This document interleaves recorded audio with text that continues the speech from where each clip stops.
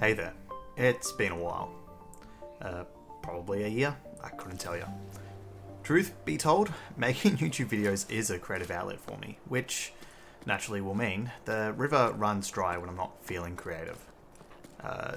Also, to be very honest, playing a couple hundred hours of RimWorld over the past few months probably wouldn't help the creative process very much. Well, I'm back now, and I really want to take some time to talk about this gorgeous little game, Jusant. To be honest, I've had the footage at about 90% of this script written up since May 2025, and now I'm recording this intro in June 2026, which is why I sound a little more washed up here than the rest of the video. Life got in the way, and I never actually got around to recording the voiceover for this video. I was originally inspired to write up this passion piece when I saw that Jusant was going to be a PlayStation monthly game, and then now I'm even more inspired after playing Can, which has prompted me to stoke the coals once again and finish up this project that may very well otherwise have been doomed to the drafts. Jusant is a game by a team from within the developer Don't Nod in France, a studio most notably from Life is Strange, but they've also served up Vampire and Banishers in recent years.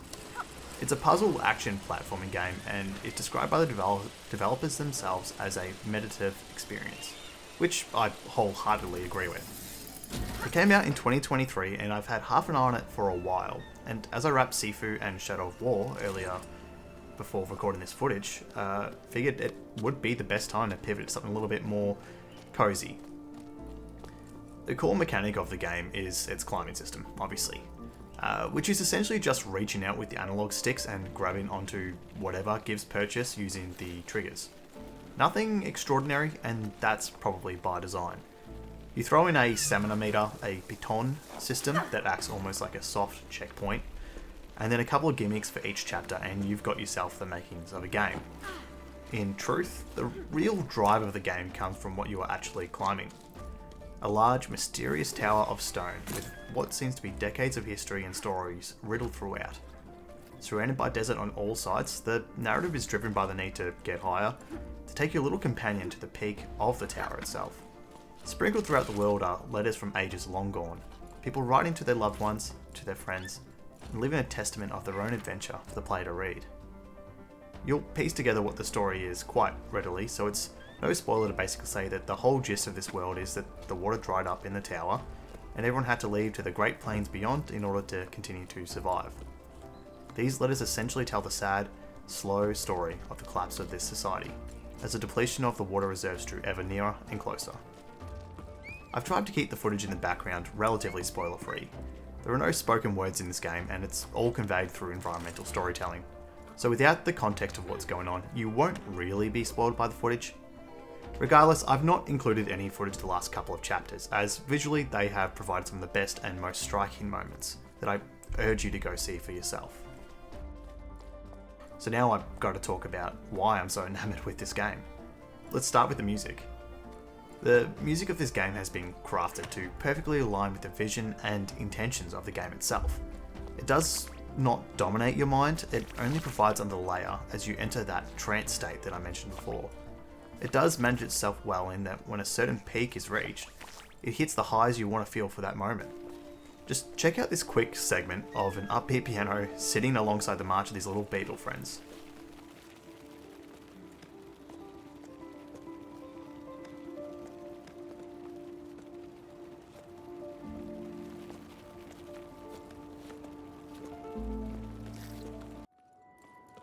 Something about the way that everything has come together, the artist behind these tracks, Guillaume Ferran, has managed to convey so many different emotions with basically just a piano.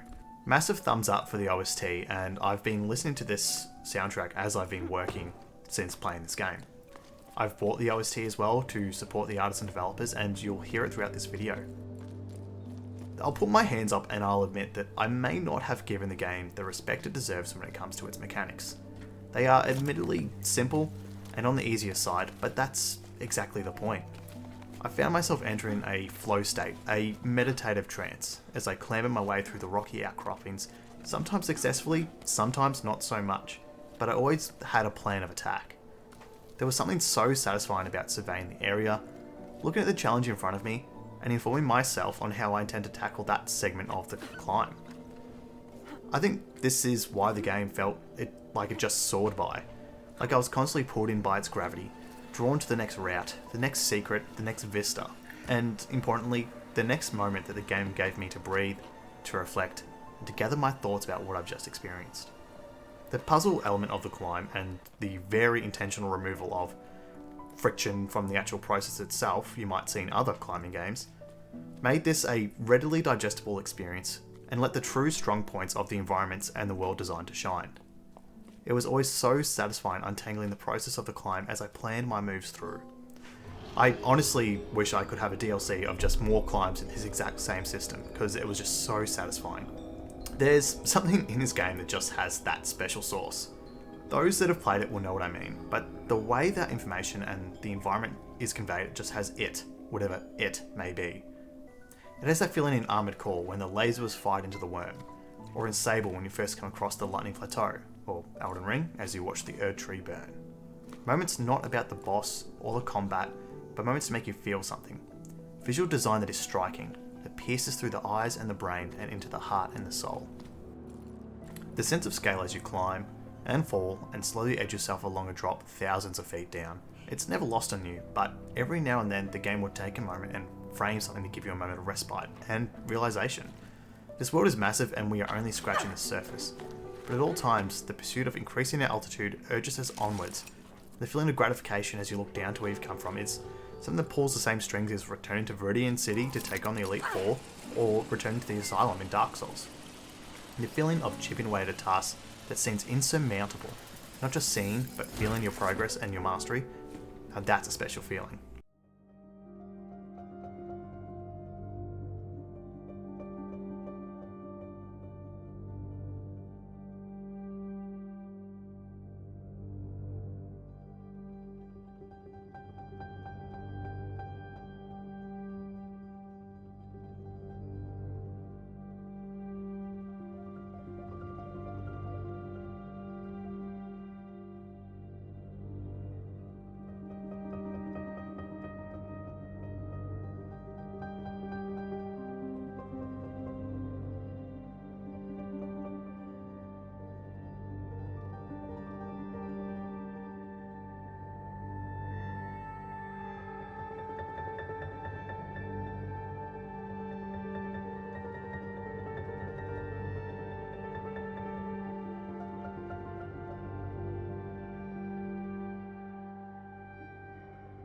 Look, I'm going to be honest here, I powered through this game. I finished the main story and maybe 70% of side collectibles in just short of 5 hours.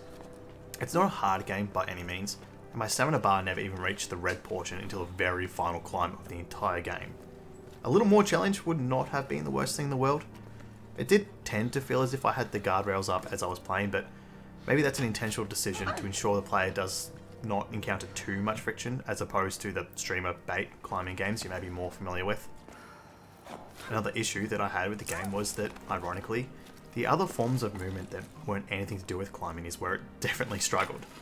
Walking around, I kept getting caught on random bits and pieces of furniture and rocks and anything, and the jump button may as well not exist as there were so many surfaces and areas that would make sense to clamber onto to investigate further, and just invisible walls, constantly.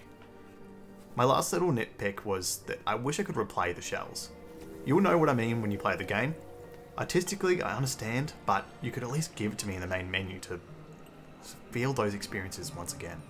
Look, it's glowing from my end, and as I wrap up this hastily written script, one thought has permeated everything as I've tried to put how I feel about this game into words properly, and potentially why this one connected to me so much.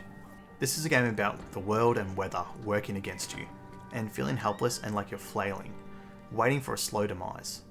Something that I think many of us can relate to. It feels impossible, like a shell on the beach that gets crashed with wave after wave until you slowly get taken back out to the swirling sea at long last. This game explores much of those feelings. The way that different people reacted to this situation that played out, the triumphs, the adventures, and the sad endings, all explored through these letters. There's something unique with the storytelling method here, as it's not necessarily uncommon, but it's always an intriguing experience reading through the messages of those who have long departed and seen the world as they left it. Throughout the game, you'll see life clinging onto its last hope, or plans laying dormant just to be awoken by a spark of energy. But underneath it all, you see things persevering, eking out a life in this hostile environment, and continuing on to struggle. Look, Jusant isn't necessarily optimistic as much as humanity gave up or took a bleak outlook onto everything, but beyond humanity, nature prevailed and continued to survive by being flexible. Are there lessons to be had by this? Does the crux of the game being focused entirely on scaling something that seems insurmountable at first glance want to tell us something? I think people will draw their own conclusions and takeaways from what is given to them, but I think all of us will walk away from this game with something new. Sadly, when I was researching for this video, it seems like this game significantly underperformed, despite what seemed like quite a warm critical reception at the time. The team was disbanded internally, and it may seem that this avenue of game design may not be pursued by Don't Nod for a while because of that. But that being said, I think this is the exact sort of game that gets its roses maybe a little bit too far down the line. Coming out in 2023, one of the best years ever for games, it probably just resulted in Jusant being drowned out by a lot of the heavy hitters.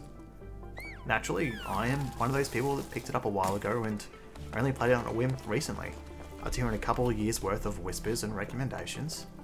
In doing so, I hope this video will also encourage you to try it for yourself. Make a cup of tea, put on some headphones, and just let yourself get lost into the world, and enjoy the flow state of this game.